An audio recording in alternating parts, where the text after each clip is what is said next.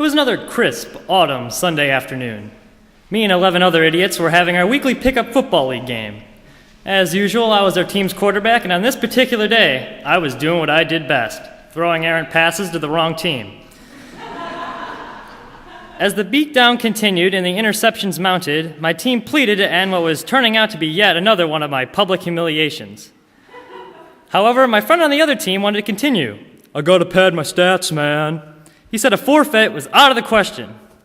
Now, you may not know this, but Wheaton has the most churches per capita in the United States. If you spend enough time at Wheaton, that comes as no shock. One of our biggest tourist attractions is the Billy Graham Center. My freshman year, a teacher tried to teach evolution in science class. Poor guy didn't stand a chance. Our school dances stink because the chaperones are always on the outskirts, eyeing everyone like a hawk, saying, "Hey, make room for Jesus in there." So, like any good leader, I took all of this into consideration and tried to come up with the best way to get through to these Wheaton Bible thumpers and put an end to our bloodletting while our pride was still intact. "What would Jesus do?" I blurted out. After pausing for a moment, my friend replied, "Jesus would try and run up the score." Now, I'm pretty sure Jesus could care less who wins a football game, unless Notre Dame's playing. What would Jesus do? It's a good question. Christians love saying this, and it's a great motto to act as a reminder to demonstrate the love of Jesus through your actions in daily life. The problem is Jesus is tough to relate to as a teenager because you don't get a really good snapshot of what he was like as a child, and there can be a bit of a disconnect there. I think this is a factor of why we've seen an uptick in atheism in America, especially with young people. A New York Times survey found millennials are much more likely to be non-religious than other Americans. In the book of Luke, you see Jesus as a 12-year-old, then they skip all the way till he's 30. How can someone so polarizing have such a large part of his life story missing? After pondering this for some time, I finally came up with what I thought was a reasonable explanation and a way to feel better about myself. Jesus was an awkward teenager. I imagine him as small, clumsy, always the last one picked for gym dodgeball while rocking the Jonah Hill afro from Superbad. And just imagine trying to make friends with the Son of God. Everyone has that one friend you never want to go to their house because of how strict their parents are, but Son of God, that takes it to a whole nother level. The kids at Bethlehem High were probably like, "We can't hang out with him. I heard his dad flooded the earth, and the only ones who survived were old man Noah and his floating zoo." Jesus was without sin. That may sound like a pleasant problem to have, but I would think it would be tormenting for him. He would have been odd, sticking out morally like a sore thumb, never quite fitting in with any group, even his own family. No one on earth could identify with him. It had to be tough. He was probably lonely. Luke, meanwhile, was probably watching this pitiful display and going to his buddy, should I be writing this down? And his guy's like, no. So for Jesus' sake, they decided against it. Now, regardless or not if my theory of loneliness is correct, loneliness is something we've all dealt with at one point or another in our lives. While the extent of loneliness and circumstances may vary, there's one thing they all have in common. It sucks. Loneliness is an overwhelming, persistent feeling of nothingness, feeling lost with no sense of direction. The Bible tells us that even Jesus knew supreme rejection and loneliness. When Judas betrayed him with a kiss and the apostles disappeared faster than a toupee in a hurricane, surely Jesus suffered terrible loneliness, standing abandoned by his friends.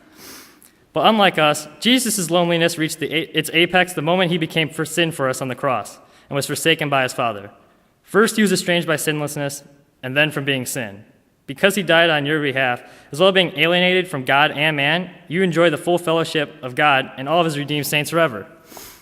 Now, 2 years ago, my mother forced me to go on work camp for the first time. I wanted nothing to do with this. For one, I was going to have to miss part of baseball season.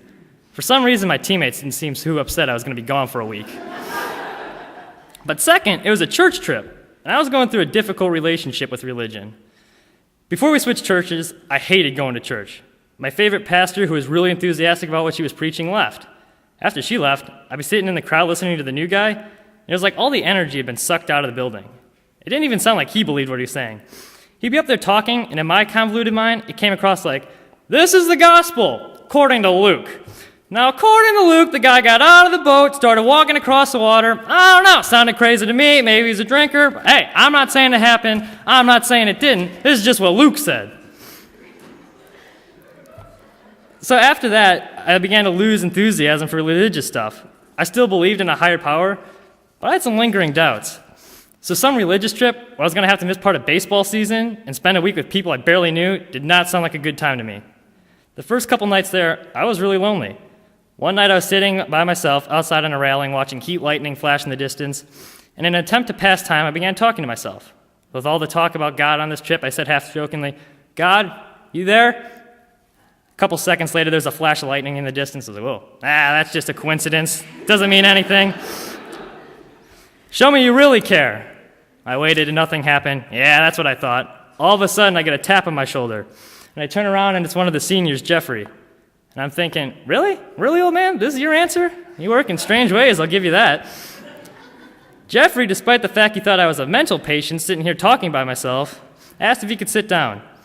We started talking for a couple minutes until some other people showed up, but that was the turning point of the trip for me. This guy who barely knew me came up to talk to me, and the timing of it was really eerie. Was Jeffrey just trying to be nice and happened to be in the right place at the right time? Probably, but it gave me the feeling someone was listening. The next morning, I was doing some reflection and came to the realization that the families we were helping are very religious and still kept faith despite the fact they had been dealt a bad hand in life. It made me realize how lucky I actually am. They had leaking roofs and holes in the wall, and I had the audacity to be upset about missing a week of baseball.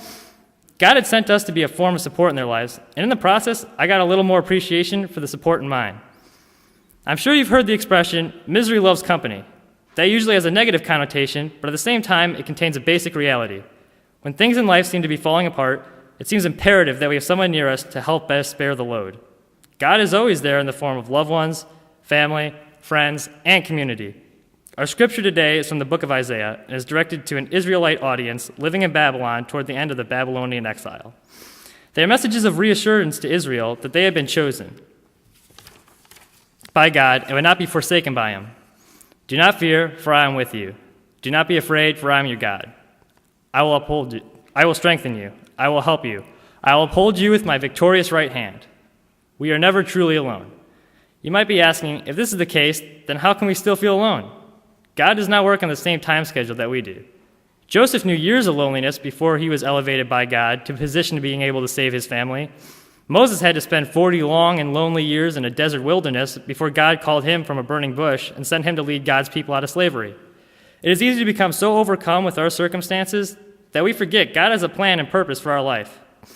In the midst of our pain and loneliness, he holds out his arms and calls us to come to him. We are currently in the season of Lent, where we try to empathize with Jesus' 40-day journey into the desert. This is yet another moment in Jesus' life where he was probably lonely. It is also a reminder that the Lord's will for us is not always to jump out of the desert and get fixed, but perhaps to be present to what the Father is speaking to you, something you can only hear in the desert. Wherever you are on life's journey, do not become caught in the trap feeling that there is no hope, because there is a method to God's madness. It's just hard to recognize sometimes. When you are lonely, the first thing that comes is sadness. Embrace it. It is only temporary. Without that feeling, would you truly be able to appreciate being surrounded with the people who care about you? Thank you.